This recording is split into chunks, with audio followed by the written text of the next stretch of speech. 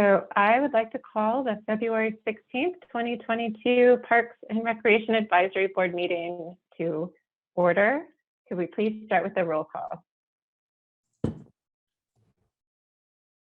Erin Angel said that she would be absent to this evening if she couldn't connect. She's out of town. So we have Scott Conlon. Here. Jeff Ellenbogen. Here. Manoj Gangwal. Here. Paige Lewis. Here. Nicholas Novello. Here. Dan Olson. Here. And Tim Waters. Here. Thank you. Thanks very much. Great to see everyone. Our next item of business is approval of the agenda. Did everyone get a chance to look at the agenda? Jeff? Yeah, I have a change and then a request. So I'd like to postpone the new business B board candidate interview process. The council gave staff direction last night, and we are waiting for the city clerk to give us some more direction. And anything I would say this evening would probably be incorrect. So I think it's best that we wait on that. And then I would like to request that we move new business A up under public invited to be heard so that Bryce can do his presentation and head out after that. Thank you. Okay. So you're proposing really just to move to switch new business and old business? Yes, that's correct. Okay. Okay. Any other proposed changes to the agenda?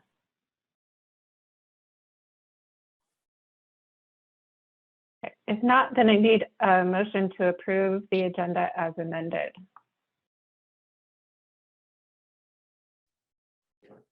I motion to approve the agenda as amended. I second Need that. a second? Okay, great. All those in favor? Aye. Any opposed? Great. The agenda is approved. Okay, next we need to approve the previous month's minutes. Did anyone have any changes to the minutes?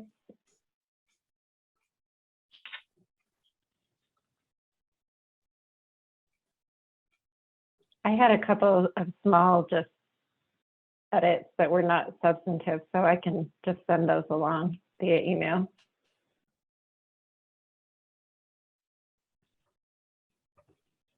Okay, not seeing any changes.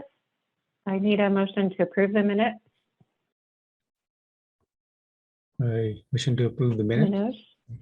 Great, thanks. Second, anyone? I second that. Great. All in favor?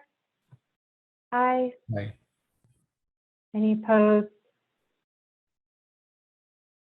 Jeff, you're good. You didn't vote. I wasn't at the last meeting, so I didn't feel like I should be Oh, voting. okay. All right. Got it. Okay. The minutes are approved. Great. Thank you.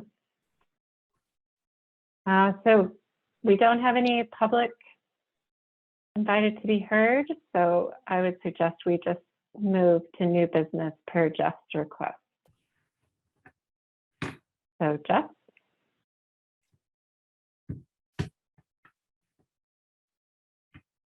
We'll introduce this.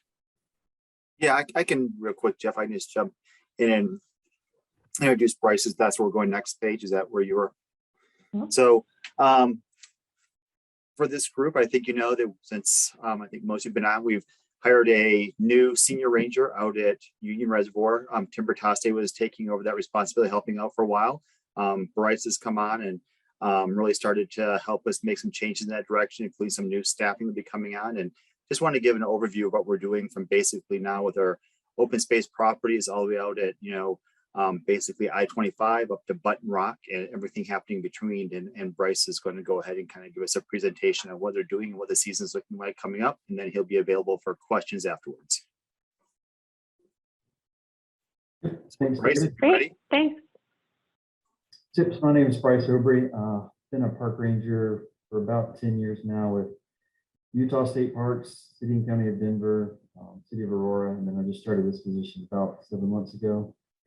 We've got a little presentation for you guys just to kind of give you an update on what the ranger program looks like today, and then kind of what our outlook is for 2022.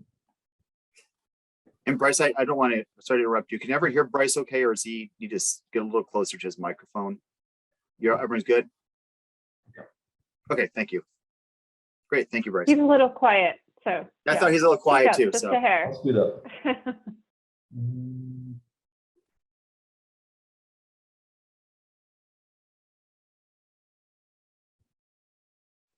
Everyone see that okay? Okay. So right now we have 5 full-time rangers. 3 are based out of Union Reservoir, and then there's 2 more full-time rangers up at Button Rock Preserve. And right now we're interviewing for 2 more full-time rangers that'll be mostly responsible for the greenways, urban parks, Lake McIntosh, basically all the areas that are not Union. We also typically hire 3 to 6 seasonal or temporary rangers. They usually go from March to October to kind of help us with the busy season. The purpose of this position, park rangers provide resource protection, community outreach and education, public safety in the city of Longmont parks, open space, greenways, and public lands. So that's kind of our daily mission and our focus. Some of our essential duties, like I said, public safety. So we're working towards getting all full-time rangers emergency medical responder certified. So that's a little bit of a bump up from basic first aid and CPR, but it's not quite an EMT. We feel like that's a good baseline for us to have just to be able to respond to certain emergencies that we might encounter. We're also working on getting our full-timers wildland fire certified or red carded. That way we could help out with any sort of wildfires that may be up around Button Rock, or if we wanted to do some controlled burns in town, that's something that we could assist with as well.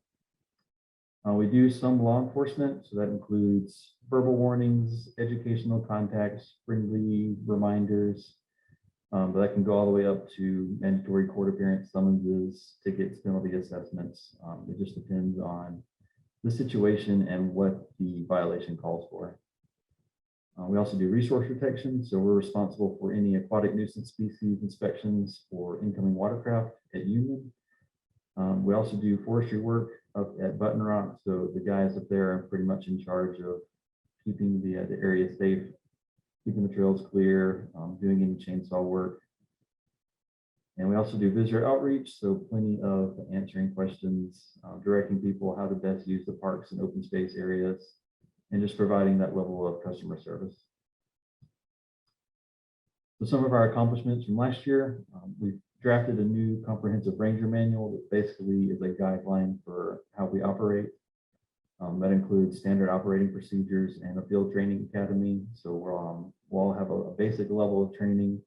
And if we run into any situations, there's going to be an SOP that we can follow to know exactly what to do. We have a new record revenue at Union Reservoir, a little over $700,000. I know the rangers that have been here for about 20 years said the typical revenue when they started was about $50,000. So come a long way since they've been here. We've set new uniform standards. So I've ordered body armor for all the full-time rangers. So we'll be wearing external ballistic vests, just as that extra layer of protection for some of the contacts that we do. Occasionally we'll contact homeless camps, so it's not a bad idea to have that level of protection. You know, the guys up at Button Rock will contact hunters, landowners, people with rifles in their hands. So it never hurts just to have that extra lever of protection. Also getting us badges. So currently we don't have like actual metal badges. So that'll be in addition to our uniform as well. Bryce and I, the other senior ranger, attended the COSA meeting, Colorado Open Space Alliance. So a lot of really good talks, trainings, conversations, and networking there. So it was good for us to have a presence at that meeting. And then the Button Rock Rangers, they support forestry and water resource operations up at Button Rock. That includes the red card training and clearing vegetation and debris. So they did a lot of work up there to kind of get that place cleaned up. One of the big things that's going to be new for this year is at Union Reservoir, we're going to have gate operation hours.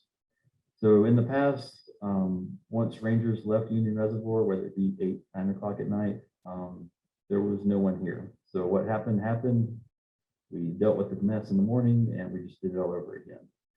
But starting March 1st, we're going to have gate closing and opening hours. So we'll open the gates at 6 a.m. We'll close them at 8 p.m. Until we get into our summer hours, which is 6 to 9. Fall hours would be 7 to 7. And then during the winter, 7 to 6 p.m., which is when we're also closed to trailer boating. So we think having this like level of protection will help keep the area a little more clean, a little more safe. And it's just helping us control access so that things that are happening at night aren't happening. We also have a patrol boat for Lake McIntosh, so we'll be able to actually go out on the water, contact people, address some of the issues out there. It's a kind of an inflatable boat, something like a Zodiac that has a tiller gas motor on it. So we'll be able to zip around out there, contact people, and just be able to have that extra layer of safety. We can do rescues on that, whatever we need to do. We do have a new ranger dock at Union, so we'll be able to dock our boat there and not take up the public dock, not get in people's way, and people won't be in our way. So if we need to get on the boat quickly, we have our own dock, easily access it and take off from there. Our plan for this year is to have more cross training with the parks and open space rangers like myself, and then the watershed rangers up at Button Rock. So if they ran into an issue and needed an extra hand, I would be fully trained on how to operate up there. I can help out. Also, if we ran into trouble here in town, the watershed rangers would have an understanding on how to operate in town as well. So a little more cross training, and as David likes to say, plug and play. So if I need someone here, I can grab a Button Rock Ranger and then know exactly what to do. We're also using Survey 123 for data for contacts and patrols. So if David or someone asked me, so how many contacts have we had at Dickens Natural Area? In the past, I wouldn't have a really good answer for him. But using this new system that you can see below here, like all these pinpoints are some variety of contact that we've made. So I'll be able to pull that up, be like, okay, so we've made contacts here, here, here, and starts to create a trend of hotspots and know where we're at, maybe where we need to be more often. I think that's going to be useful for us this year. That's kind of all the updates I had for you today, and I'm more than happy to answer any questions or clarify anything that maybe you need.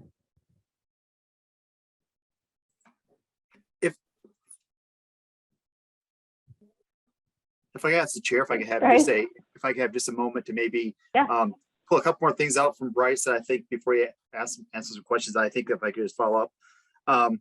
One of the things that you talked about, Bryce, was the boat for rescues and stuff out there. Can you talk a little bit more or share with the board on kind of how rescues played? I think you guys take for granted what you do out there as far as rescues and stuff. Do you have any idea how many rescues you typically do and what those look like? So I think our number from last year was close to 120. That can be as simple as a paddleboarder that got knocked off their board and the wind took it away and we have to go plug them out of the water. Occasionally it's something a little more serious, like a turtle sailboat where the mast is pointing down in the water, and that's it can be tricky, but it's doable. But yeah, it can range from something pretty simple to a little more hectic, especially if it's like a large wind event where we have 100 paddleboards out there. Then it's going to be a yard sale, and it could take a while to get everyone either to shore or back on their boards. But yeah, it's pretty common for us to do that on the weekends during the summer. It gets pretty windy in the spring as well. So as soon as we open the boating, once the ice clears, we'll be ready for rescues. You know, I've been out there actually having parents come into the ranger office just thanking the rangers because they've had kids out in the water blown off and had no idea where they're at. So I think, you know, that our community doesn't really recognize really what you guys do out there on a daily basis. So I just wanted to share that. And then the other piece I just was hoping you could touch on a little bit too with our kind of change. You mentioned that increase in revenue. One of the things that we really have done, and I think you brought a great piece to, is that work with recreation. We've shifted some of the responsibilities, and your background is a similar situation where you work with recreation. Can you talk a little bit about how you're working with recreation, how that's working for you? Yep. So we're trying to kind of create a joint effort here where recreation's handling a lot of the revenue-driven items like the entry station, anything that's going to make money. And then I'll be able to assist them on some of the public safety, resource protection, and just work together. Even though we might have different goals and motivations, we still want the best for the citizens of Longmont in the end. So it's a joint effort with maybe different backgrounds and different work groups, but we're all working for the same thing, really.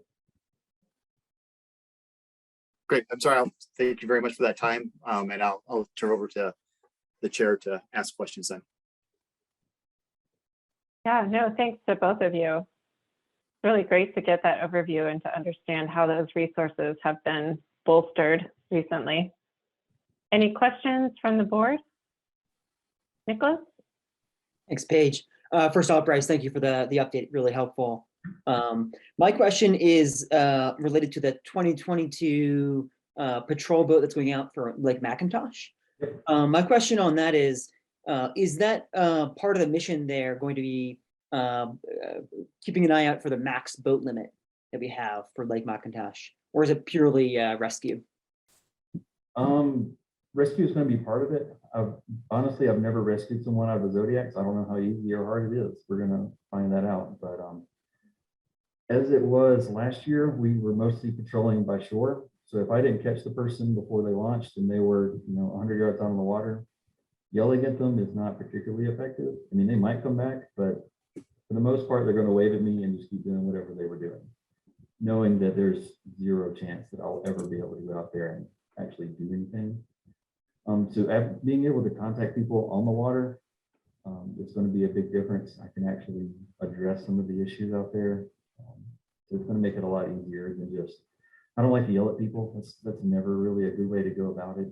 But if I can gently cruise up to you, be super friendly and address an issue, I think it's going to go a lot better.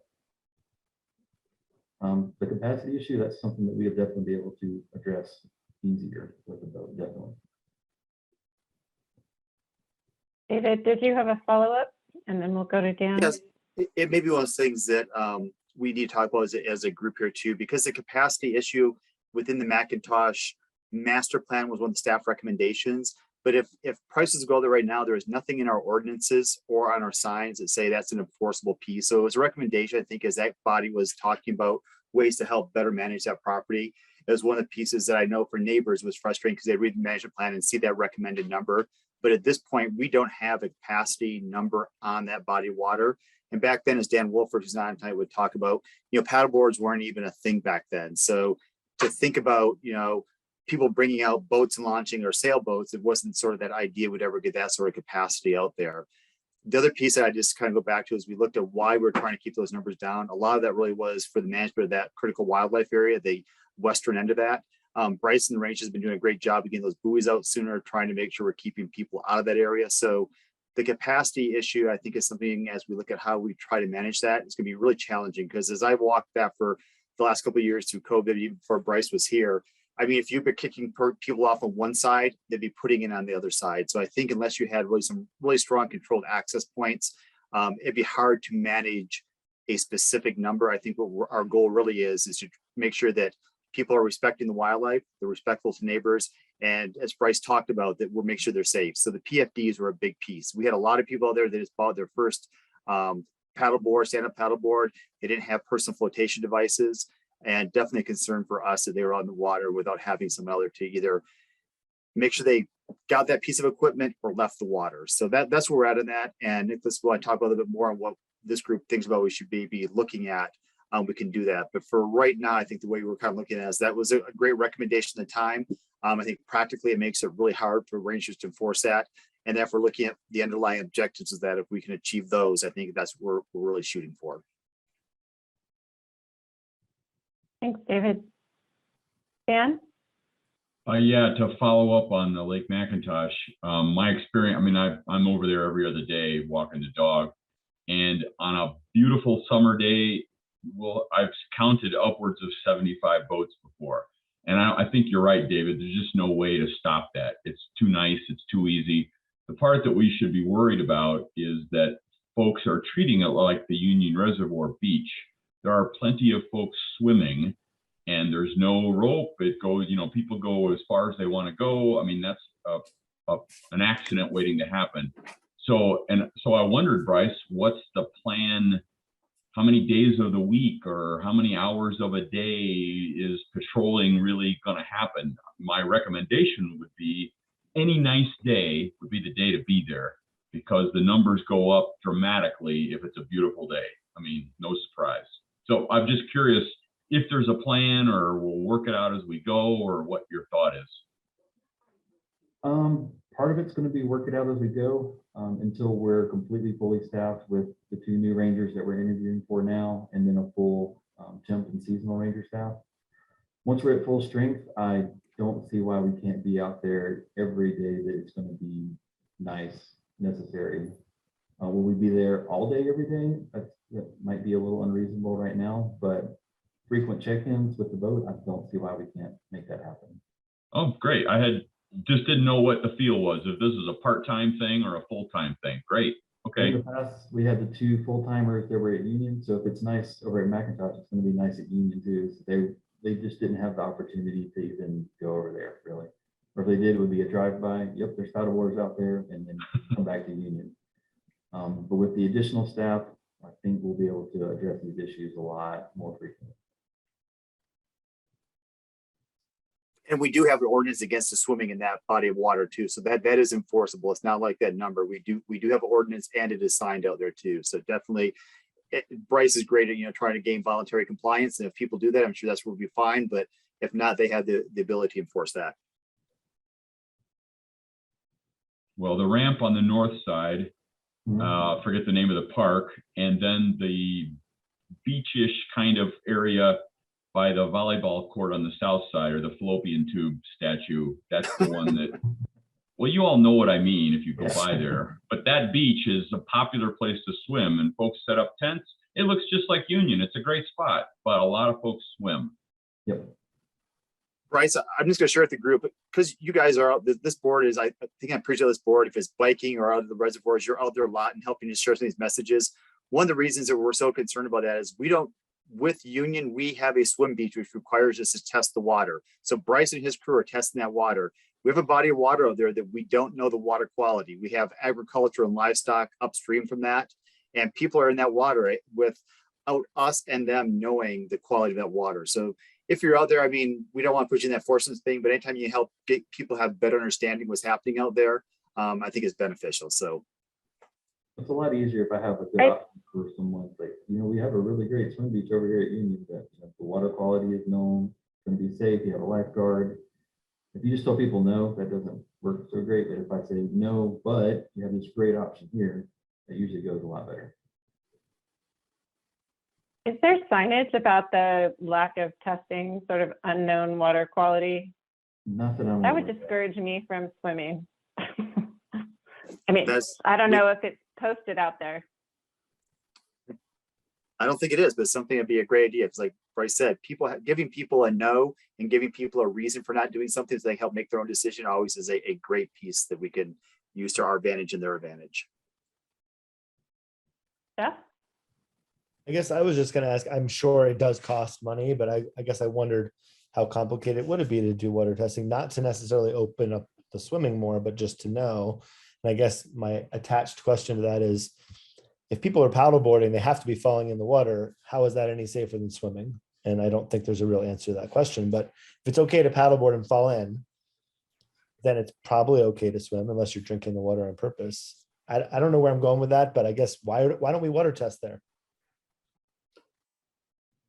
I think a couple, I've actually asked those same questions too. I think, again, I think as we go back and look at that master plan, it really was written before we had, people on boats didn't fall on boats as much as, you look at off the paddleboard piece. So it really is a piece that if we're having people knowing they're going to be paddleboarding, it's something that we may want to consider.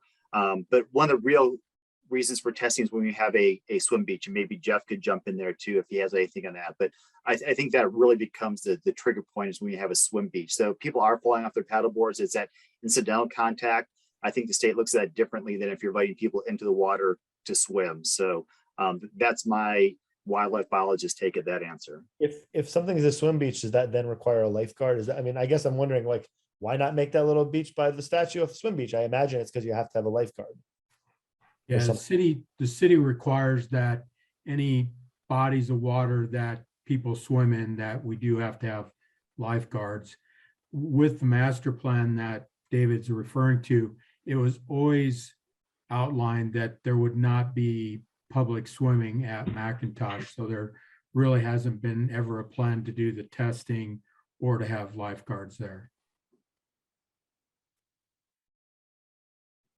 Thank you, Jeff.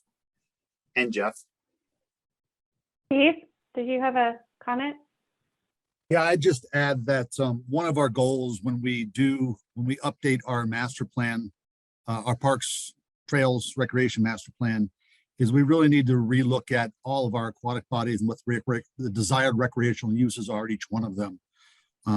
We're buying land on the west side of McCall Lake. You know, do we want to increase the fishing there? Do we want to do something different at McIntosh? I think that the technology has changed a lot since we last really thought about how we want to treat each of these water bodies. And so, and when I say technology, I mean boating and inflatables and paddle boards and things like that. So that will be one long-term goal, is where we look at all of our water bodies that we have recreational rights to, and see what we can do to make things safe and what's logical for that balance between recreation and habitat.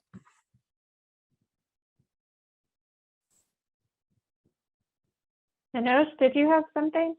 Yeah, was in 2021, was there any life-threatening incident was there? Sorry, what was that? Bryce, did you have any anecdotal stuff? Because I had a couple, so. Sorry, what was the question? Yeah, I was looking, was there any life-threatening incident last year? Life-threatening incidents, the only one that I'm very aware of is we had a kid fall into the oligarchy when the parents weren't watching. I think it was like a 2, 3, 4-year-old kid. Luckily, one of our seasonal rangers was pretty aware of the kids playing by the oligarchy. So he was able to run down there and pull the kid out of the water. The parents didn't even know the kid was in the water. So yeah, we gave him an award for that, for being hyper vigilant and taking action for that rescue. If you want to call some of our boat rescues life-threatening, that might be appropriate for some of them, probably not for all of them. Okay. And I don't have a good count on all of those. Using that Survey 123 program that I spoke about earlier, we're able to log boat rescues and all of that as well. So a year from now, if you ask me, so how many boat rescues did you do at Union, I should be able to give you a very accurate number on that. Okay. All right. Thank you.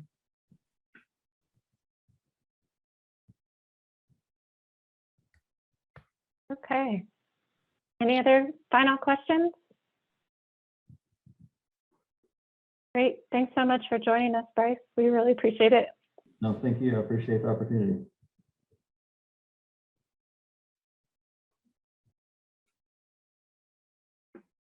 Okay. Our next agenda item is going back to old business. And we have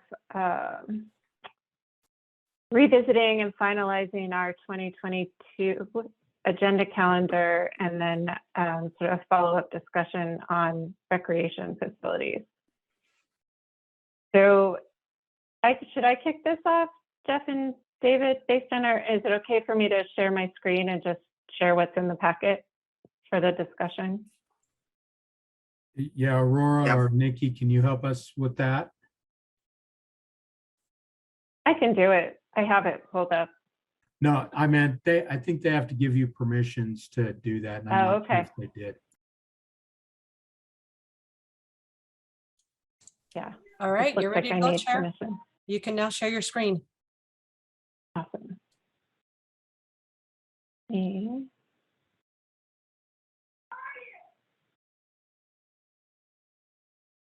If I can find it.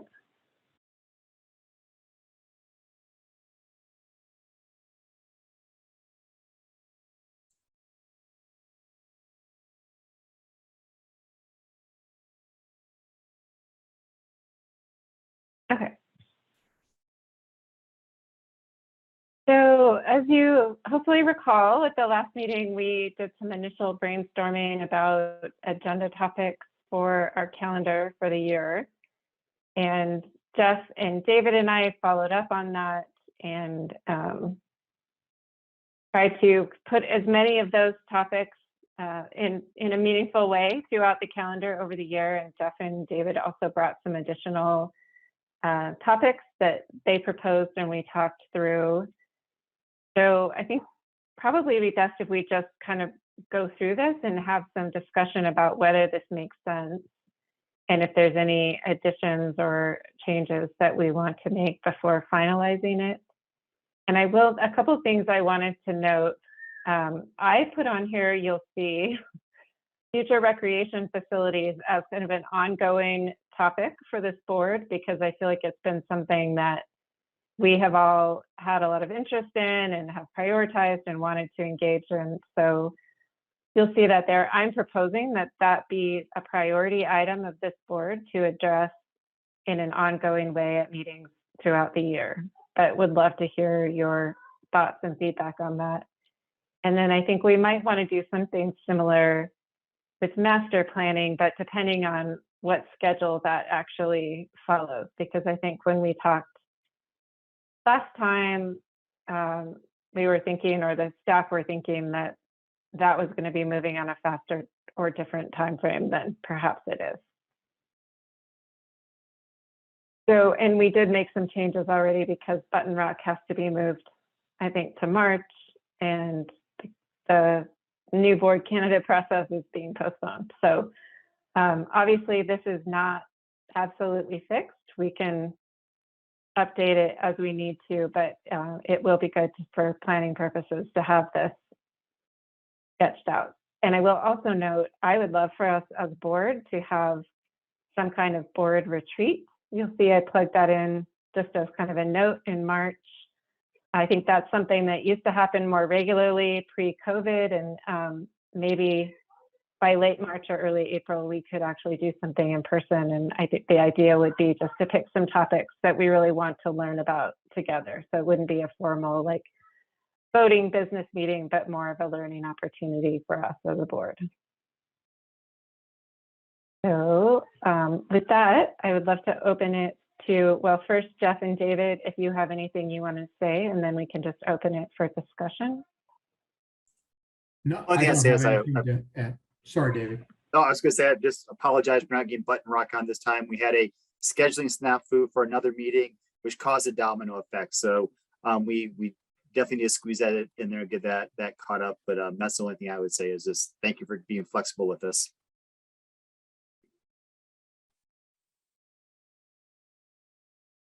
Jeff, anything?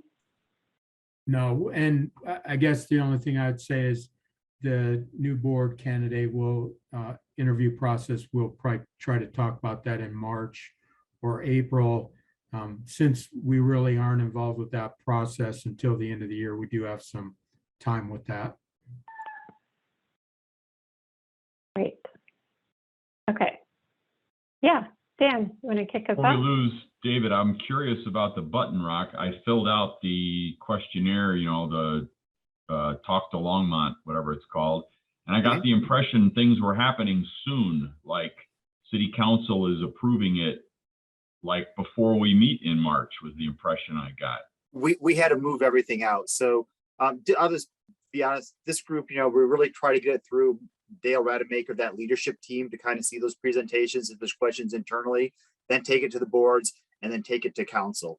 We were not able to get to Dale's leadership team, so that really bumps everything out. So there really is, there's honestly no sense of urgency in the fact that we have grants pending on this. We have to get staffing for this. We all just would like it done. We realized with COVID, it took longer than anyone expected. So our real sense of urgency is just getting it done, but making sure we follow our sequence of getting all the right boards and stuff done just caused us to push it out a little bit. Like I say, it'd be nice to have it done, but we're just going to end up having to bump everything a little bit. Okay, great. So we get to take a look before it goes to city council. Is exactly. That's what. Yep. Okay. So that's we're not only are you being bumped, but all the other boards are being bumped and council's being bumped as well. Got it. Thank you. You bet. Thank you. And thanks for doing the survey.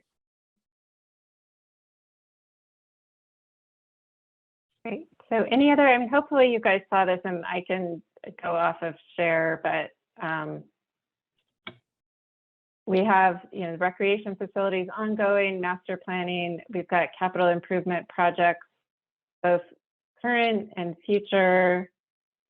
Looking at open space and greenway considerations, potentially in pending development, state rainforest health partnership, comprehensive trail systems and building trail connectivity, several different aspects of recreation programming based throughout parks maintenance and open space stewardship. So hopefully an interesting year. Councilman Waters? Thanks, Paige. I'm going to go back to Button Rock just for whatever it's worth. In our queue, David and Jeff, it looks to me, it's in the queue of a council discussion in a study session on March 1st of the Button Rock management plan and its relationship to code updates. So I assume you're aware of that. We were, but I'm not sure. We will get with Dawn and make sure that everything kind of sequences out. I just got, Danielle just gave me the new sequencing of all the different dates. It took a little bit of work to do that. And I think the ultimate goal is to make sure we end up at, council. When we show up at council, we'll come with, this has been looked at by staff, by leadership, by these boards, and you'll get that with that context around it. So all right, hopefully well, those things, what's in the queue, I always think of as tentative until we get a formal agenda. Just so you know, in the queue, it shows on a study session on March 1st. So I believe that's being pushed out, and I will double check. But I think for the reminder that's still there. Steve? So I just wanted to know, I saw on the ideas that there's master planning updates and master planning discussions almost monthly. I'm wondering if you and the board can provide staff a little bit more detail about what it is you're looking for there, because that's a very broad topic. The update to the parks, recreation and trails master plan might not be started until third or fourth quarter this year, if they're. So I'm curious. We want to be able to prepare for you what you want, but I'm not sure that it's clear to us what you're looking to us to prepare. Steve, I can see Jeff. Do you want it, since you probably had the most recent conversation on this? Would you mind starting it? I could share what I know then too. Yeah. So a couple of weeks ago, I met with the city manager about a number of different topics. And one of the things that he was recommending is that a number of the master plan processes that were being planned for this year be put on hold, including the Parks, Rec, and Trail master plan. And his concern is, staff is in some cases already overburdened with the amount of things that they're working on. And especially with what I'll say, Steve and Kathy, and his preference would be that instead of doing additional planning for more parks or facilities, that they would actually be able to do some of the work of getting more parks actually worked on and completed. That is different from his direction on the recreation master plan, which is about the programming side of recreation. And he really wants us to move forward with our process because he wants to really have us check in with the public to see what their views are post or towards the end of COVID, and to see if their interests and their desires have changed at all through the last 2.5 years of experience that we've had with COVID. So Jeff, I appreciate you doing that, because Jeff and I have these conversations as we're working on that Parks and Recreation piece of this. So as he shared that information with me, I went back and checked with Dale, and Dale confirmed today that that's the direction he's been hearing too. So I think, Steve, for staff and for this group, as we get kind of more direction on how things are going to be changed, or how that time that was going to go to master plans is being looked at to try to get more work done, which I think everyone agrees is, you know, something we all could be doing. We'll be happy to share that with this group and staff as we get a little bit more clarity on that. Yeah, and the one thing I'd like to do also, Ben, if you could turn your camera on. Ben Wagner is a area supervisor in recreation. Ben and Jason Stolz will be leading the master plan process for recreation. And so Ben will be attending our meetings probably throughout this year and maybe longer. But as we have updates, we're going to have it as a placeholder on the agenda. And there might be some months where we really don't have anything to report, but we want to have it in there just in case so that we can keep the board informed and getting feedback from them also. So thank you to Ben, and again, you'll be seeing him quite a bit in the coming months. Great. Thanks to both of you. Yeah, the intention, as Jeff said, was really to make sure that if one or both of those master planning processes was going to go forward, that this board would have, you know, all appropriate opportunities to be engaged and up to speed in that. So that's why we put it on there as an ongoing item, sort of pending more understanding of what happens, the timing of the process. And there might be months where we don't have anything to report on the recreation facility, but again, want to have that as a placeholder so that it's always reminding us that we're working on that. I'll give a very quick update to it. Jason and I are gathering up our ducks and just trying to figure out what we don't know about the whole thing right now. And then getting to an RFP for a consultant at some point. And purchasing is very busy, so getting through to them in the next, hopefully 6 to 8 weeks. That's about it right now. Are you working on a consultant for the master planning process to help with that? Is that what you mean? Yes, for the public input part and to help gather, just as we did for the last one. We'll do the same for this one. It'll be updating the last one. So hopefully not quite as involved. It was a good document then, but certainly time for an update with everything that's happened in the last 7 years. Great. Kathy?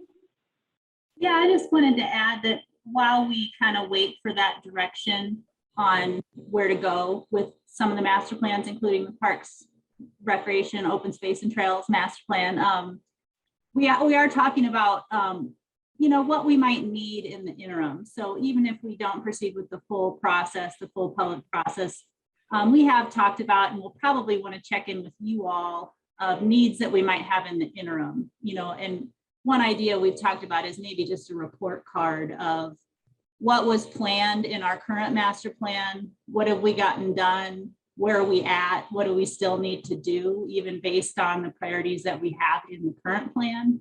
So that might be informative to this group and the staff, at least to have a check-in, you know, and kind of a report on where we're at. So even if we don't move forward with the full-on process, we'll still probably want to chat with you about maybe what to do in the meantime. So I think it'd be good to have some time on the agenda for discussions like that.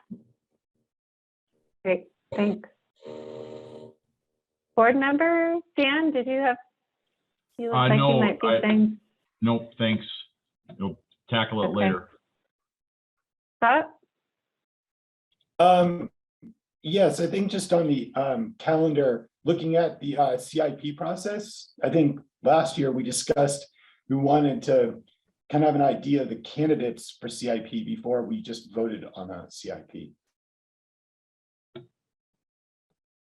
You know, I think one of the challenging things for me as I've come in here and I've learned our CIP process and how those projects are laid out. And we really have a 1-year CIP, but it's a 5-year plan. So as we're going through and looking at, like Kathy and Harold recognized too, we have projects that are 17, 18, 19, 20 projects that we're still trying to finish up.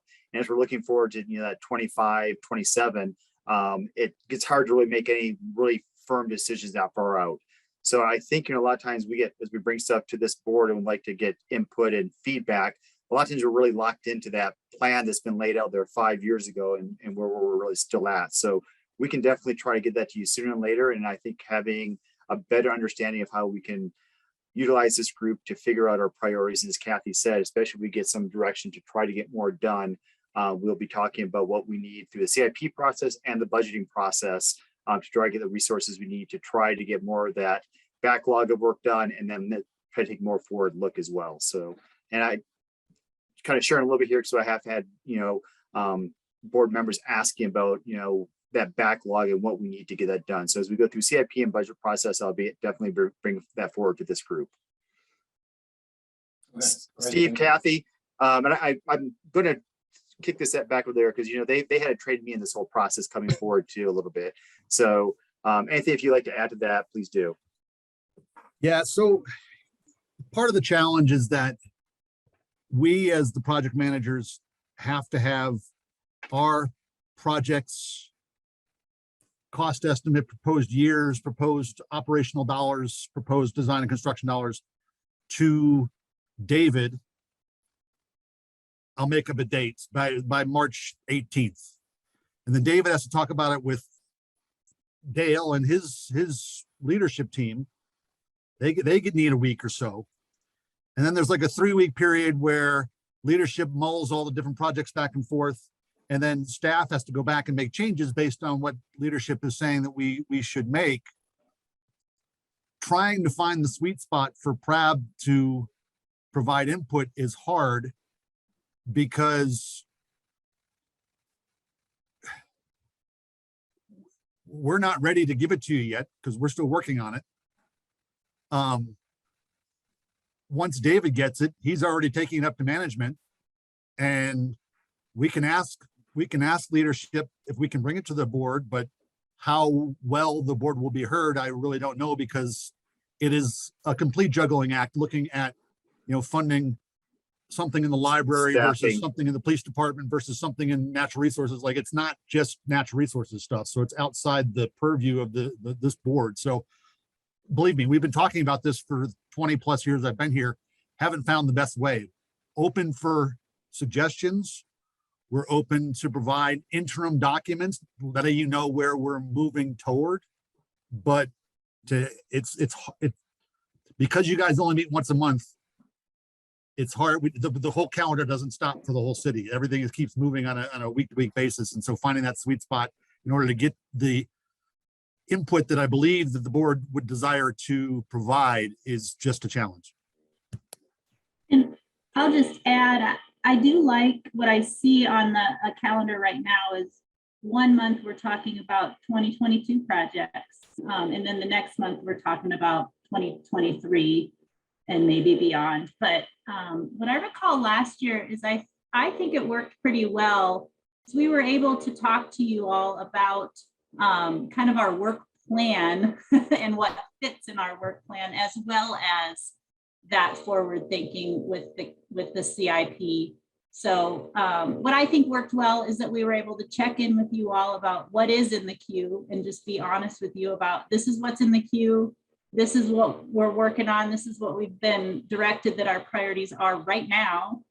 And then, this is what we can fit next year and maybe look at 2024 or a couple of years. And then really just make sure that we're not missing something. Like there's not an elephant in the room that we're just missing, or our priorities are off, kind of things like that. I feel like that's what we did last year, and I thought it worked well. But until we kind of get more aligned staffing wise, looking at those, adding more and the new stuff, it's just really, we're looking way out in 26 and 27 before we can start adding real new ideas and new projects. But it's still good to check in and hear from you all.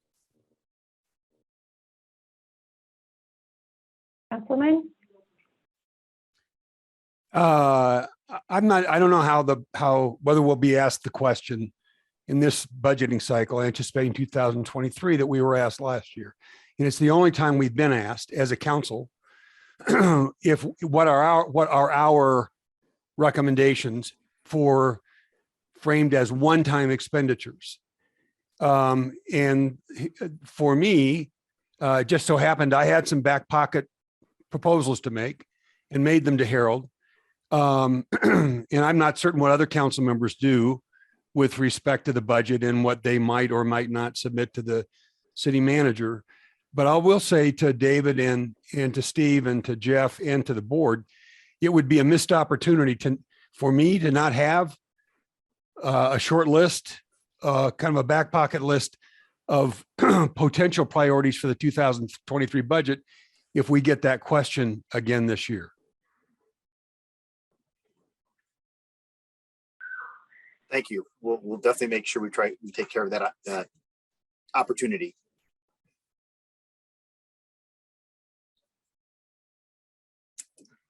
Other questions, comments about the calendar? I mean, does the idea of having the new recreation facilities as an ongoing item make sense to all of you based on our previous conversations? Is there anything that you see missing? Jeff? I may be speaking out of turn, but I do that a lot. I guess my question for the councilman would be, is that even something that he thinks is worth spending our time on right now? Like Aaron gave us some of his opinions in the past about maybe that would be worth talking about, but I guess I'm curious, how much legs does a new recreation facility even have in the next year, just as a concept? Because I know it's years before it would even be built. If you don't advance the conversation, it will have no legs. Okay. Right. So Paige and I have talked about this. I would encourage you to become as clear as you can possibly be about what your priorities are, what you think the city's priorities ought to be. And I've encouraged Paige to lean in, and I would encourage all of you to lean in on the council and with the council to get an answer to the question, where does that fall as a priority for this city council? And we've got a couple of other big things in the queue, like a follow on to a feasibility study for Performing Arts and Conference Center. We're anticipating a library feasibility study that is now months overdue. I think it would be a mistake for us to get far into those discussions without recreation facilities in the mix. So what I'll promise you, I'll make that a priority for me. That will be in the conversation if you guys are ready to have it. Awesome. Well, then I think we should talk about it a lot on this committee, because it has been something that I feel like for years, this is my third year on this committee, we've all wanted to move in that direction. I feel like we all have. I should for everyone. Dan? That was my question earlier, and thank you for restating what you said last meeting, Councilman Waters. You brought up this good point that we need to be ready and be clear and be prepared to voice our opinion, or the city's opinion, if we can gather enough info, that's an important thing, and not miss the chance to. We discussed it last time, if there's a big bond issue, then we should be part of that. That's how we got the rec center built 20 odd years ago, was being part of a big plan, instead of one thing that anybody could vote against. Instead, maybe let's do this. Let's make the city better by doing X, Y, and Z, or whatever it is. So I'm totally in your camp on this one. Last night during the council meeting, if anybody watched, and if you did, you ought to go get a life. So you have something to do on Tuesday nights other than watch council meetings. But a topic of conversation, one of the topics was what kind of ballot questions. We were talking about potential changes in the charter, specifically as those changes would relate to the election process and what we've learned through this last election cycle and some tweaks that we'd want to make. But there was a corresponding or a parallel question about what other potential ballot questions might the staff bring to council to put on the ballot in November. And I just, as we get into those discussions, there ought to be some sharp thinking about whether there's a ballot question in 2022 or not, when we're talking about ballot questions generally, to remind the council and the public that this is a real conversation. We haven't come back to it since 2018 and the pool and ice proposal. But we need to reinvigorate that conversation and be clear on where it falls with the other questions that we'll consider, whether it's 2022 or 2023. And frankly, Dan, if that conversation, if I rotate off council and I don't have a chance to be in that conversation, I'm going to be disappointed. So I think we can continue some of this under the recreation facilities item. So I don't want to stop the conversation, but I do want to, if there's anything else we need to add or amend on the calendar before we approve that and move on, I'd love to hear that. Steve? Yeah, Paige, just as you know, setting up a tour is always quite the endeavor. So the earlier the board can try to look at that and suggest some dates for council and things, get that dialed in, the more successful I think you'll be in trying to get something set up. Great. Appreciate that. Any other questions or proposed changes to the calendar? If not, I think we should probably officially approve it. I'm looking at Jeff. Yes. Yes. Okay. If I could get a motion to approve the calendar as included in the packet.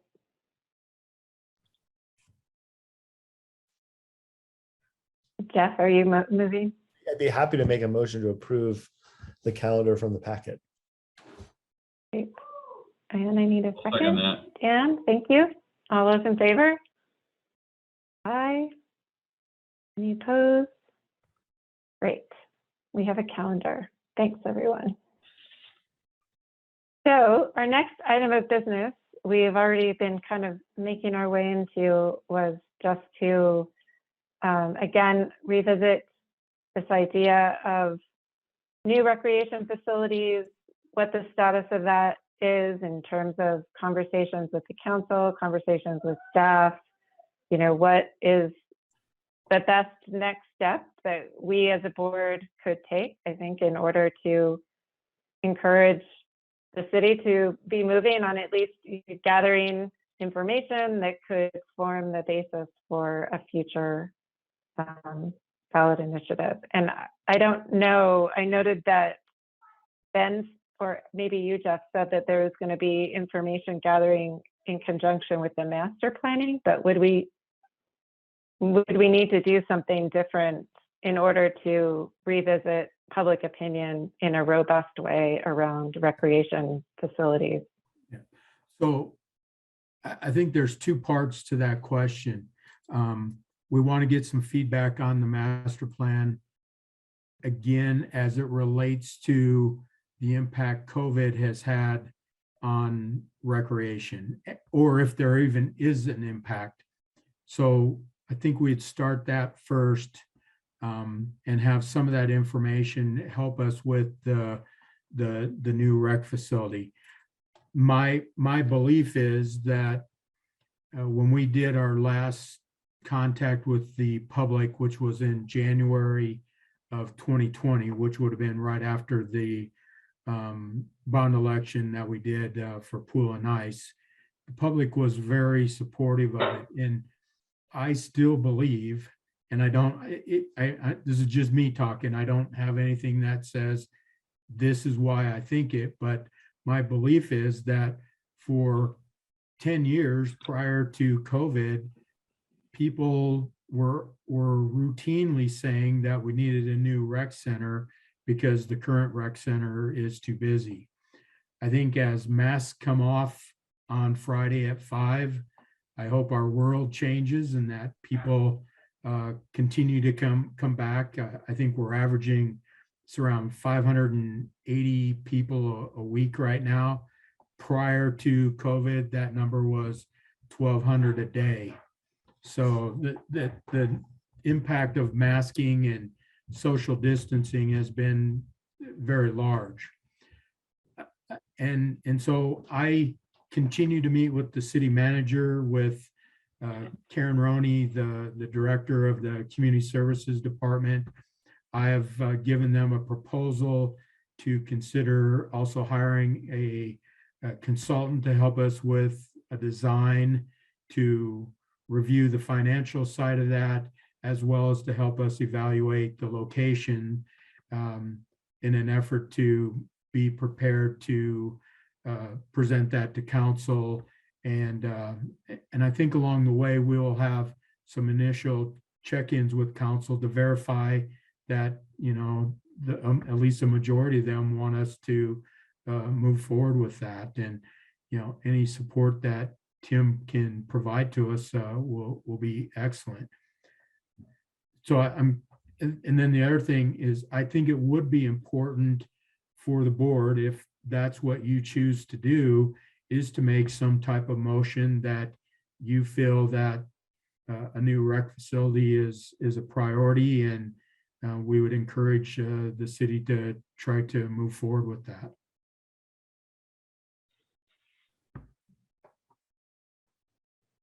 Yes. I don't remember when we discussed this last, but I feel like in one of the last few meetings that I attended, at least, there was a conversation about doing another survey of the public to find out more and about what they would want in a rec center, like getting away from competitive pool and ice to like, what do we actually want? And I guess I'm wondering, I felt like we never even got to the point where we fully understood how that process would even happen. I know that it costs money to do a survey, and it wasn't clear to me, A, if we needed to do it, and B, if we wanted to do it, was that the correct next step? And then C, how would we get the money to have a survey process happen? So, I mean, I'm all for like making a motion and saying, I'd be happy to make a motion that says the board is in favor of moving towards a rec center. But I guess I'm wondering, what are the tangible steps and how do we actually take steps instead of just talking about it? Like, what's a step we can make like tonight to move the ball forward? I think the motion is that step. And then I would ask for your patience with me as I work with the city administration. I believe that we have a funding source to fund it, but until, you know, the city manager and Karen are on board with that, I think it would be premature for me to say a whole lot about that. I think that when we built the Longmont Rec Center, we would look at doing that same type of process with a consultant, where we would go through a request for proposals, and that work would include public meetings that would get their input. One of the best meetings I remember in my 23 years of being with the city of Longmont was the design charrette that we did at the senior center. And we did what we called a card game, and we had about 120 people there that night, and they were able to design their rec center that they wanted in each of these groups based on having a $8 million budget, and that we had on the cards, it cost this much to build a swimming pool, it cost this much to build a gymnasium. And what was very unique, in what I would say there's probably 12 groups, that virtually every one of the groups designed exactly the same rec center, and it's the one that we have on Quail now. So it was a pretty cool process. Except for the part where people were yelling at kids that they don't get to vote because they don't pay taxes. Yeah, well, That wasn't very fun. no, but the overall process was good, and would really hope that we could do something along that line again. And part of what Paige and I and David wanted to talk about is this evening is to get some of your input on what you think that process should look like in engaging with the public, maybe getting some feedback from you all of what you think should be included in that next facility.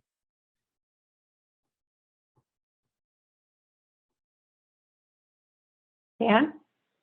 I was at that meeting, Jeff, and I remember that too. That was fun. And I think we must go that way again, specifically to counter the word competitive that was in the last budget proposal. That was in my opinion, and I think some of the feedback we got was the problem. And the folks we talked to were all on the same page that we wanted a 50-meter pool for our girls and boys to go race in. And that's not what the general public voting wanted to hear. So I think that's a great, even if only 100 people come, 10,000 people will hear about it and realize, oh, we're designing the rec center.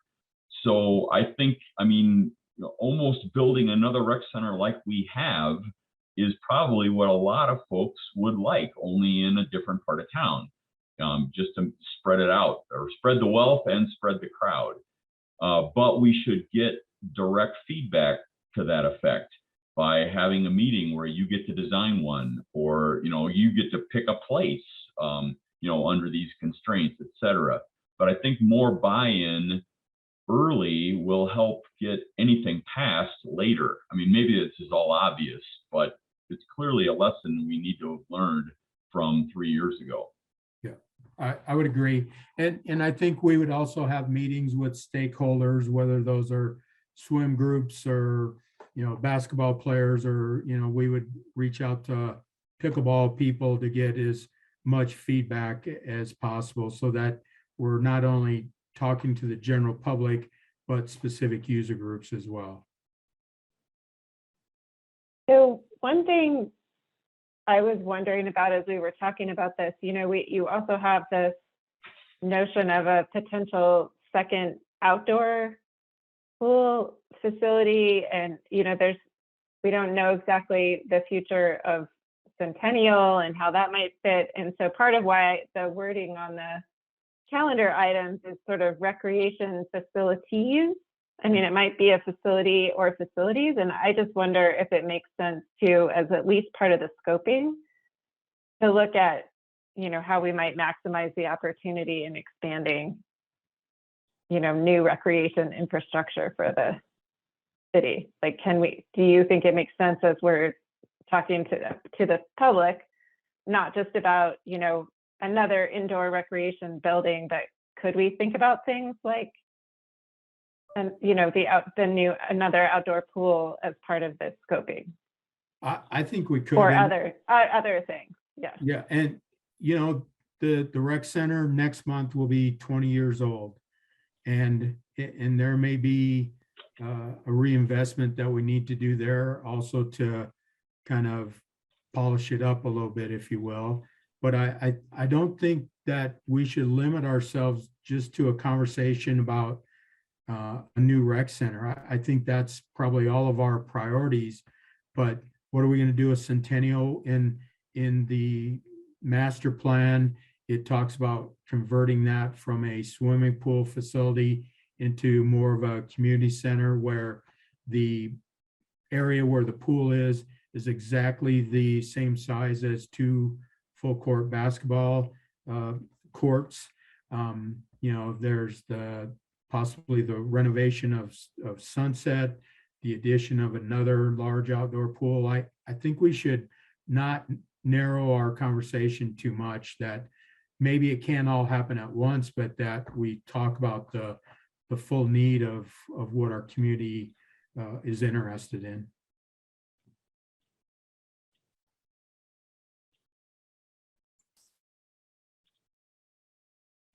Other thoughts? Scott, were you going to say something? Yeah, I guess the question is, does anyone on the board believe that there isn't a need for more recreational facilities in the city before we put together a motion for it, which I think is our next step? But I'd like to hear if somebody believes that we have more than enough. Doesn't seem to be this way from being on the board, but like to listen to a contrarian if there's a contrarian on the board first. And it's okay to have that opinion. We would like everybody to share what their thoughts are. That's a great point, Scott. Mm-hmm. I am not raising my hand to say that we don't need it. I'm raising my hand to add to what you're all saying, but I think we do need more. Can I chime in? It didn't seem like anyone had a dissenting vote towards increasing rec centers. Is that a right page? Yeah, go ahead. Vote on that thing that Scott just said. I mean, I guess all I wanted to know, and this is maybe directed to Jeff, is like Sunset, for example, or Quail, if a facility just needs to be updated, there's some form of prism budget or things like that that are incremental, like repairs and things like that, as opposed to taking Centennial and converting it to a basketball court. That would be a shift of what the facility is meant for. Like, there must be a budget for both Quail and Sunset to keep it running, right? Or is that not true? Yeah, there is a budget, but I think that part of what I'm talking about is at the rec center, not only paint, but one of the things we'd like to do in the pool area is replace the water slides. We'd like to add a new, larger water feature for the younger kids, the smaller slide. You know, updating the climbing wall, all of those things that are beyond what we have in our operating budget to do. So are you suggesting there's some sort of, I mean, this is not a full master plan, but some sort of like proposal for the whole portfolio of rec centers that would be like, change Centennial and update Sunset to do X and change Quail to do this. And also, here's this amazing new facility. And you're suggesting that's one proposal? Yeah, and certainly it doesn't mean that we would go forward with all of them. We have all the information. I think we want the city administration and council to have the full picture for them to be able to make the decision on what does or doesn't go on a ballot question.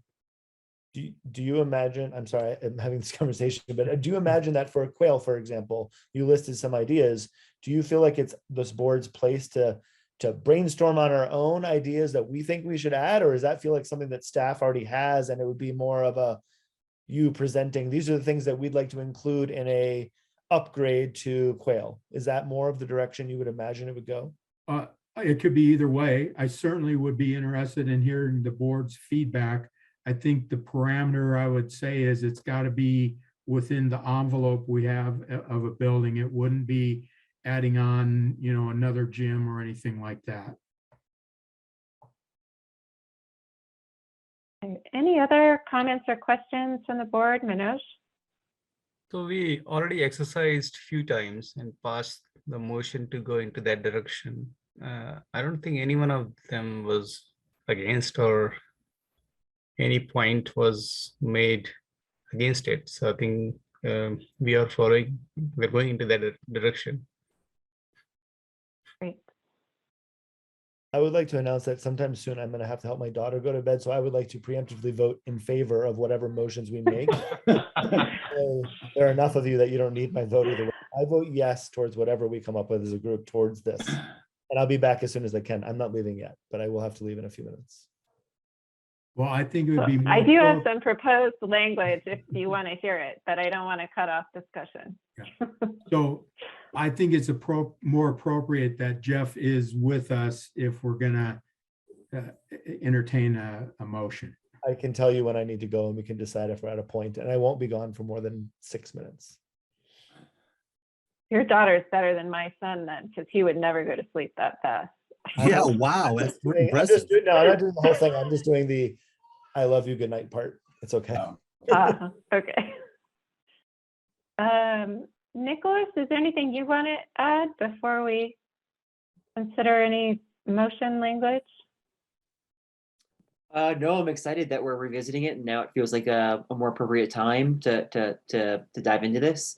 One thing that I put in there in the mix is certainly we want to, when we have these conversations about designing the rec center, certainly want to make sure that it's meeting the public's needs and is going to appeal to a wider group of folks. I think I also want to make sure that we're thinking about the sustainability of it from a perspective of will it cover itself in terms of the revenue we're generating from it we're able to cover the expenses of the maintaining the facility. And that will might help us and at the on the ballot side as well, because I think it will make it a more compelling offer. So one other thought I wanted to add to the mix. Other than that, Great. is that it? Yeah. So can I Okay. respond to that, Paige? Yeah. So I think it depends on where you draw the line of what we're going to recover or not. I think the general operation of the facility will be recovered at 100% or greater. But that doesn't include large replacement. So just a couple of years ago, we had to replace a HVAC unit at the rec center.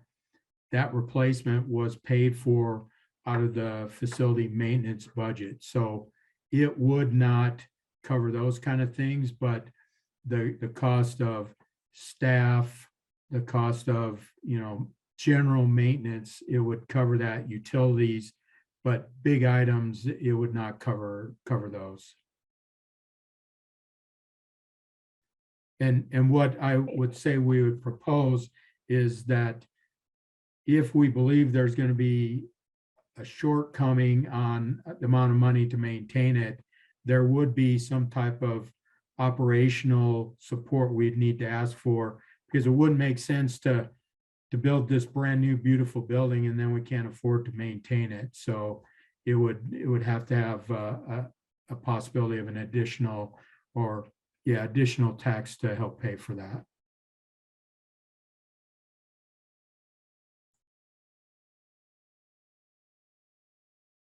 Okay, so I've just been trying to draft something we might quickly consider. So let me just read it and we can discuss the language. So the Parks and Recreation Advisory Board urges the Longmont City Council to prioritize near-term action on the public scoping, financial analysis, and conceptual design needed to pursue expanded recreation facilities for the city. Further, we respectfully request a reply from the council regarding the status of this discussion. We can keep or not keep the last sentence, but just hoping to hear back.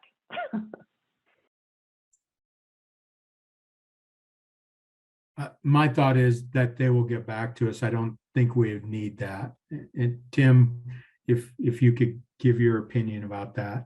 I can tell you, first of all, I understand the reason for the sentence, because not everybody feels like we always get back to them. But yeah, if you advance that motion or you approve that motion, and Jeff or David will get it through the channels and it'll show up before the council. I have no doubt we'll get back, and I would commit to you that I'll do everything I can to make certain that loop gets closed. Great. So I was just trying to, I really think one of the first key steps is going to be that public scoping, so that any, design and analysis and things can be focused on at least a better understanding of what the public need is now, what the public wants now. So I tried to put those key elements in there, but I'm open to any and all amendments to that language. Is there a way to share your screen so we can read it? Because I would. Yeah, sure. Again, I'd rather see it myself. You didn't memorize it while I was saying it? Yeah, let me move it back over here.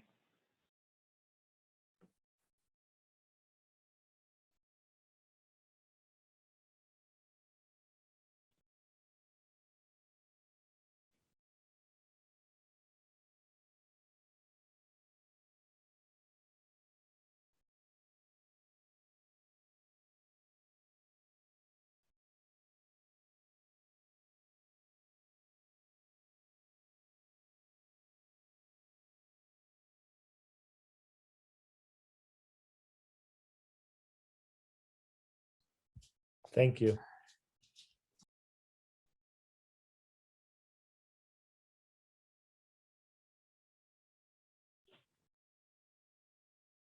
Dan? I find that very well done, brief and to the point. And if I add anything else, it'll just be repeating phrases over again, which feels a little bit insulting. So I think you're good the way it is.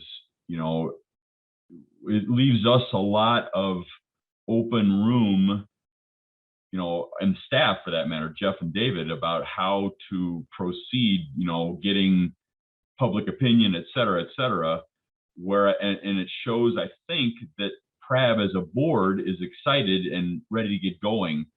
I feel like that's where I'm at, all those things. And I feel like hearing the discussion, most of us are all that way too. So nicely done is my summary. Thank you. Scott, and then Nicholas.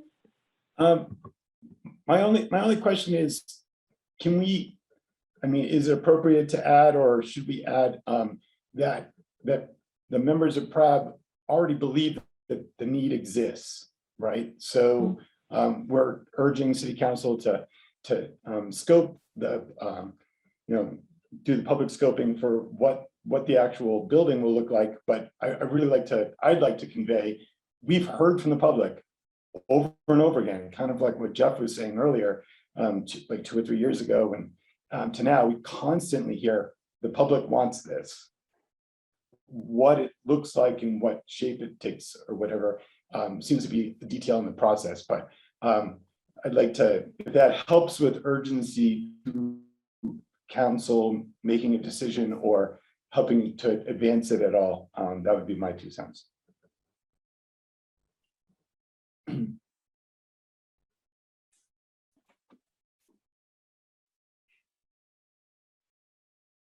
I don't want to cut this off, but I need to leave for a few minutes. So I'm happy to let you all talk and I can come back and join the conversation. I don't know, is it a rush to vote right now? Why doesn't the group talk a little more, and I'll be back in 5 minutes, and then that way we can all be in agreement. Does that seem better? Sorry. Is that okay? Okay, Sure. I'll be back. We'll wait for you. Do others, I mean, I'm trying to maybe incorporate that because I do think it is.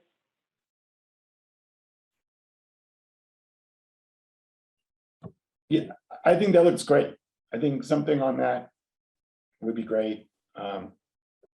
Other board members can chime in whether you think that's too heavy-handed, or it's already assumed in the original.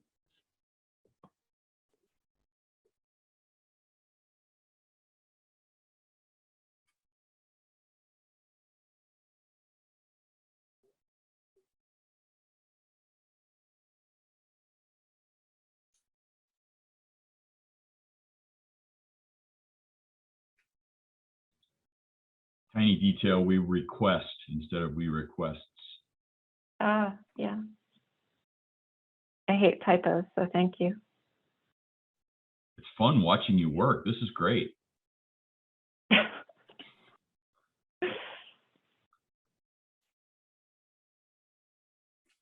Anything that gives anyone any concern?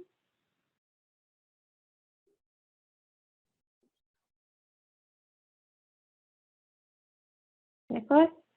This might be just nitpicky, but I just think that the word believes is kind of a soft way to do it. It should be more like, in our opinion, is kind of a weak way to say it, as opposed to we urgently, request this, right? Just more like a tone kind of thing.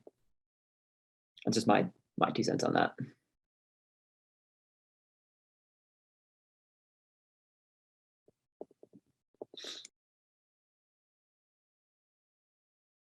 I'm reading. I'm trying to think how to. Yeah, otherwise I like the clear and concise message, especially the last sentence. I think urgently is the tone we are setting there.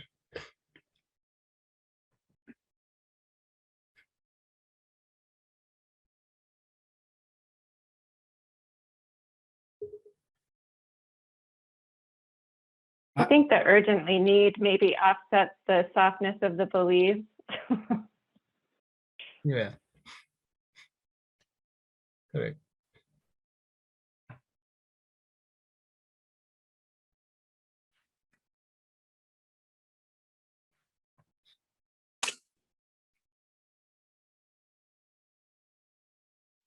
Oh, you're back, Jeff. That was fast. I've been told there may be one more goodbye, good night in a moment, but I'm not leaving. Okay, I'm staying here. okay. Councilman? Yeah, I don't know. You'll do what you want to do with this. In that first part of the paragraph, I think this is an accurate statement based on what you've heard or the input you've received from the community or from the public. You've concluded that this should be an urgent consideration or urgently considered. You'll work out the language. But I do think it's meaningful, especially based on what Scott, how he reflected on all the input you've had, and I have no doubt that's true. Since the disappointment with the ballot question a couple of years ago, 3 years ago. But if you can ground your recommendation in public input or what you've heard from the public, I think it strengthens the recommendation. So then you could switch believes now to concludes. Yeah, rather than a belief, it's a conclusion based on the Yes. input. That's the great point. Yeah, I agree. Good feedback. Others? Should I change it to concludes? I'm just looking Yes. for nodding. Yeah, I like concludes, but the based in is a soft entry as well, so.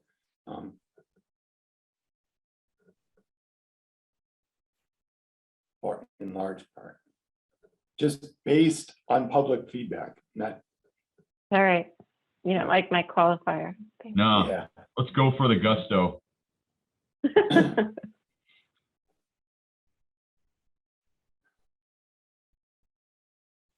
I mean, that's part of our board purpose was we are public and we know folks who are public. So this is what we do. Okay. Councilman, did you have another comment or do you just have your hand still raised? no, I just don't know when to pull my hand down. Sorry.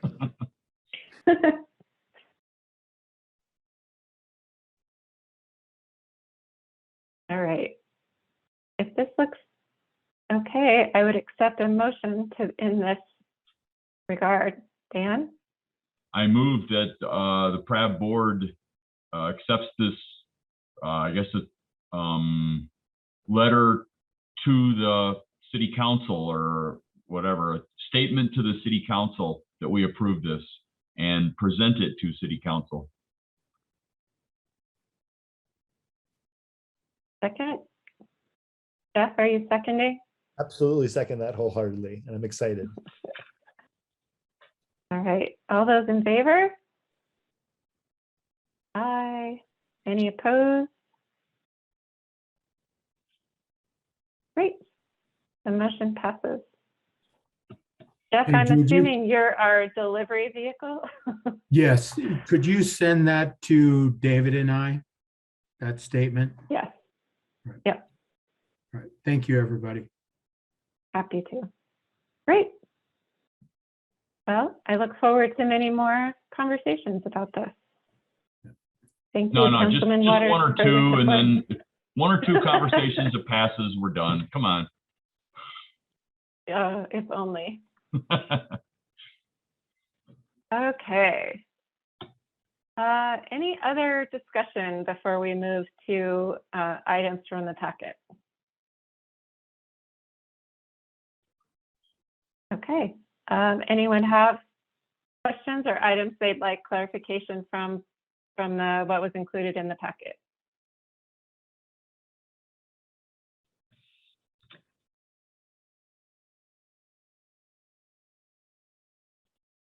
Okay, seeing none. Items from staff? Jeff? So you had made the suggestion about a retreat. Is that something we should add on the agenda for next month? Or do you want to talk about that at all this evening, if there's even any interest in that? I was going to bring that up Okay. under my items from board, but Okay. I don't mind whenever.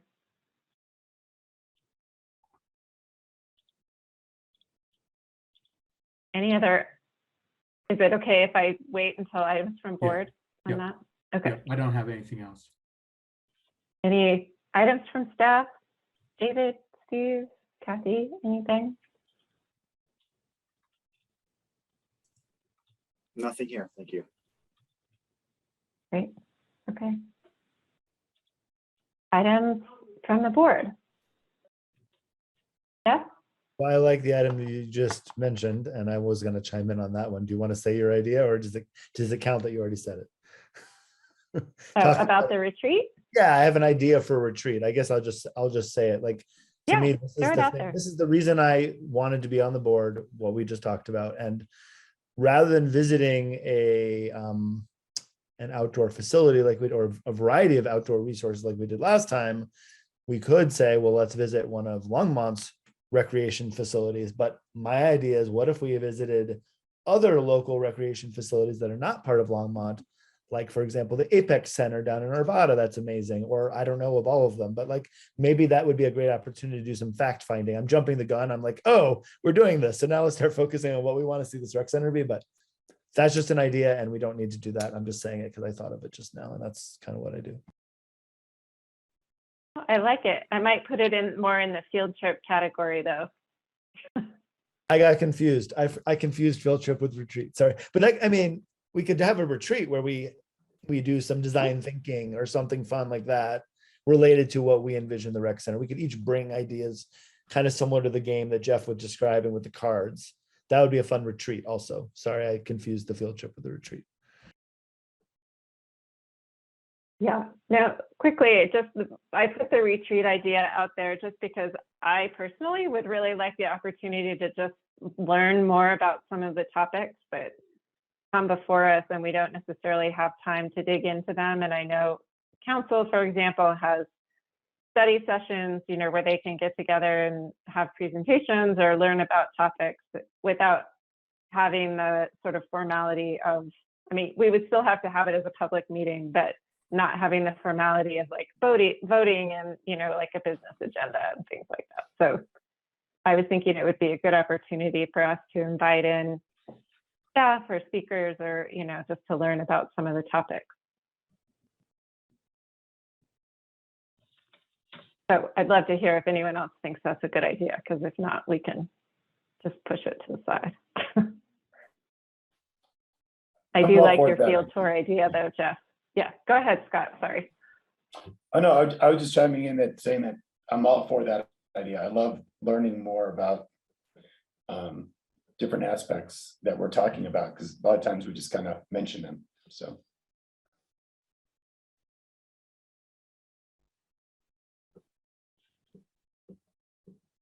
Any other thoughts on the retreat idea? Should we flesh that out a little bit more and bring it up next time?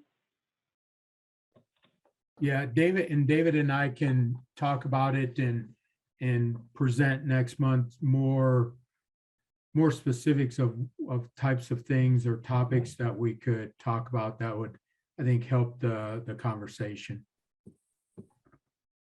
And I would just add, Paige, that I think that you guys have a pretty engaged staff that you're dealing with. And so we can probably talk for a lot of time about each of our individual niches within this department. It could go on for a couple of days. We can go to Breckenridge and get a conference room, that sort of thing. But yeah, no, I think whatever you guys want to hear about, we would be pretty entertained to try to stretch that out for as long as you want to hear about it. So, David? I was just going to say what Steve basically did. I think staff is fully willing to open up and have longer conversations. I think sometimes when we get a question from staff in this forum, I almost feel like we just cut them off a little bit short because of the time piece. So if we could dig a little deeper, I think staff would appreciate that. And if we feel like we do a better job of explaining it, and then we could even leave some homework at that point. So just so you know, staff is, I think, be very supportive of that idea. Really appreciate that. And we do feel lucky to have great staff that work with our board. Any other items from the board?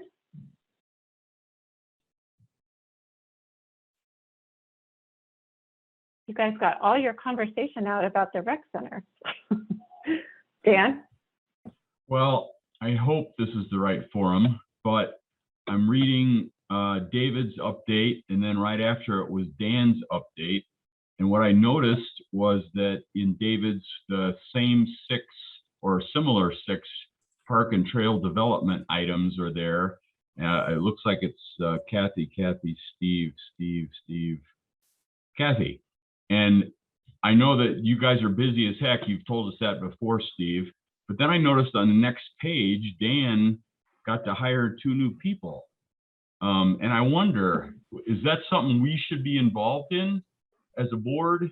You know, encouraging the city to get you guys more resources, or is this out of our purview?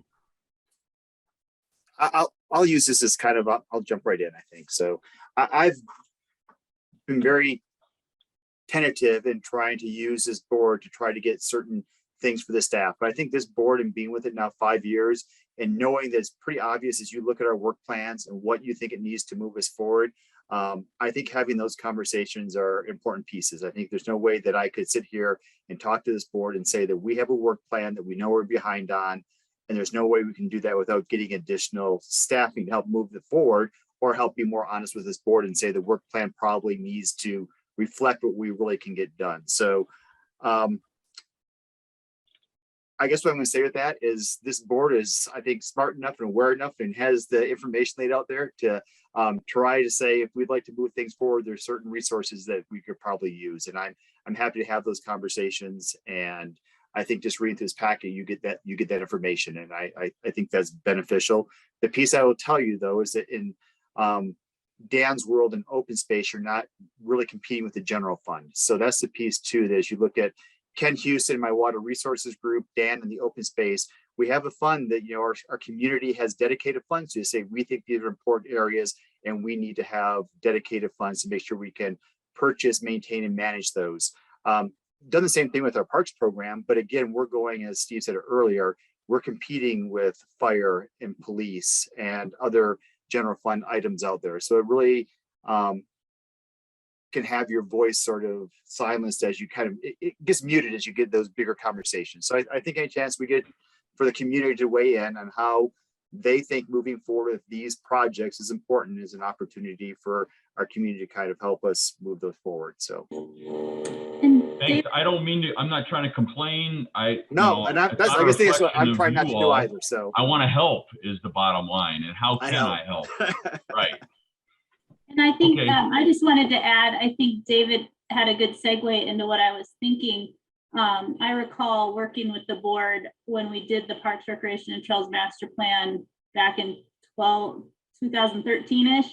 But one really great educational exercise that the board asked was they wanted to really understand all of the funding sources in the city's budget, especially related to parks, open space, recreation, and trails, and just understand kind of what David walked you through, the whys of why can we fund this and why can't we fund that, and kind of the history of that. So that might be something educational that you might be interested in. I thought it was really beneficial when we worked with the board on that. There's an appendix in the current master plan that kind of has it all lined out if you're interested. I will also note that on our calendar for March, in conjunction with the capital improvement project, there's a little bullet that says capacity and staffing needs in recreation, parks, and open space. So I'm hoping that you guys will share with us sort of any capacity gaps that you see that we might want to consider in whatever way is appropriate. Thank you. I missed that page. Thank you.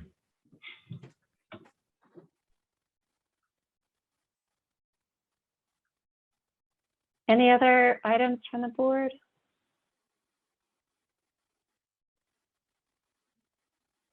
Great. Okay.